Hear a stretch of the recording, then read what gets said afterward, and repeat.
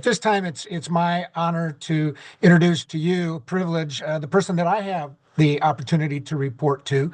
Marty Martin is the president of Drake University, a 13th president of this institution. He started in July of 2015. Uh, Prior to that, President Martin has an accomplished career as an academic administrator, dean, and a professor. He was the Gonzaga University as an executive vice president from 2010 to 2015. Numerous engagements in law as well. He was the dean, professor of law at Texas Wesleyan University, professor of law there, and as associate dean. What I want you to know most about President Martin that I find elevating to me and empowering in his leadership is he also comes from a military background, in addition to his high academic degrees from law in Yale and undergrad at Kentucky. He was a JAG officer in the U.S. Air Force. He retired after 8 years active duty, 12 years in the reserve as a lieutenant colonel in 2007. And I bring that to you as he leads this campus community in adaptability in changing times. This is a leader who is mission driven, who is core valued focus, and reminds us of that and our responsibilities to that as members of this campus community. And through that, he holds us accountable for outcomes. And when I think about adaptability in changing environments, I'm not sure, when we look at municipal government, that's a massive changing environment right now. I think higher education is a massive changing environment, and I have the utmost confidence in President Martin's leadership as one of the bright stars in our country of leading through change on a college campus. So I'm really pleased that he could join us today and share some of his thoughts about civility and the work that can continue to be done coming not only out of Drake, but out of each of you that have joined us on this call. President Martin, thank you for the time to join us today. Thank you, Scott, and good afternoon, everyone. It is a pleasure to have a few minutes with you today at this National Civility Summit. We're really pleased that we're able to do this again and to have all of you join us.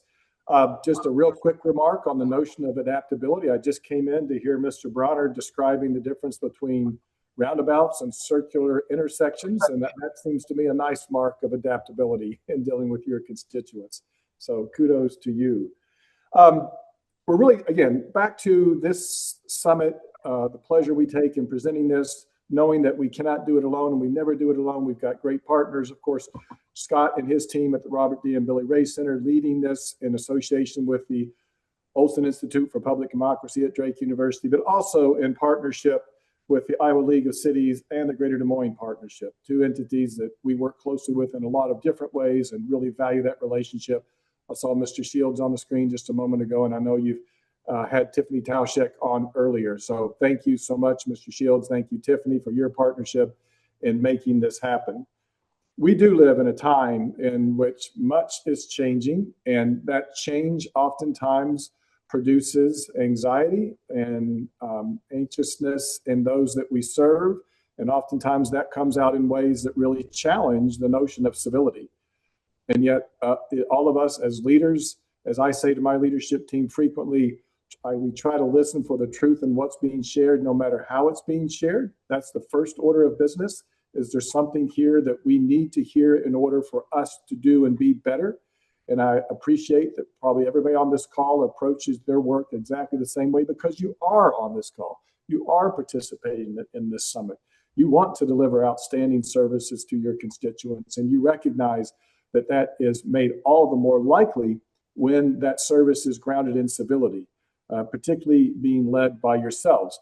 Sometimes that requires an awful lot of patience. Sometimes it requires some ingenuity. Again, I'm smiling because of what Mr. Bronner just shared with us, but it's all in service to the thing of doing the best job we can for those we are called to serve. There's a great deal of honor in that, and I'm confident that each of you find that, as well as joy and satisfaction in the work. We are challenged every single day to continue to adapt to the circumstances around us. And those can be both in the individuals that we encounter, as well as in the form of technology or other outside influences. And that's certainly true of a university, and certainly true of Drake University today. One of those truisms that I do share with my team, I've already shared with you about listening for the truth and what's being shared, no matter how it's being shared. And another one is that we deal with what the world puts in front of us, and oftentimes we don't get to choose that. And it's just wasted time in lamenting that factor that thing has been put in front of us. Rather, we want to go forward and deal with it as best we can, driven by our mission and grounded in our values. And one of our values is the value of civility. And it's one of the reasons we're so pleased and privileged to have the Robert D. and Billy Ray Center at Drake University, because that's its core function, is really grounding everything we do in civility, and particularly using that to drive ethical leadership and character development. So I commend you for the work that you do every day. I commend you for participating in this summit, because, again, I take that as a sign that you are committed to being the best public servant that you can be. And I will close with this. Recently, of course, we all celebrated Martin Luther King Day Jr., and I always try to take that occasion to go back into Dr. King's writings and find something that I believe would be of interest, but more importantly, inspirational to our community. And this year's message really focused on his letter from Birmingham jail.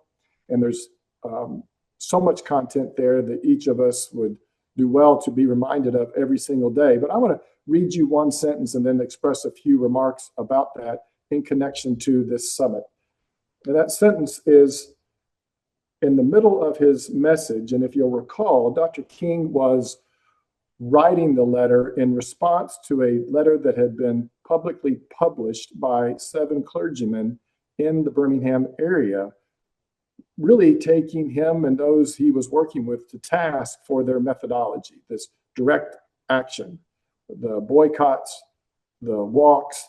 They were arguing that it should be more mild, but less confrontational, even though it wasn't really that confrontational in this whole scheme of things.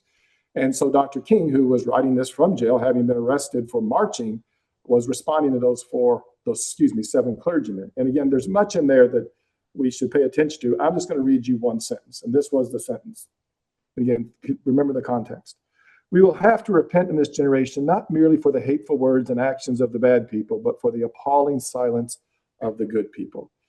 And I used that phrase this year in my Martin Luther King Day message to remind our community that we do need to speak up. We do need to bring our best selves every day and to look for ways to have an impact on improving the environment around us.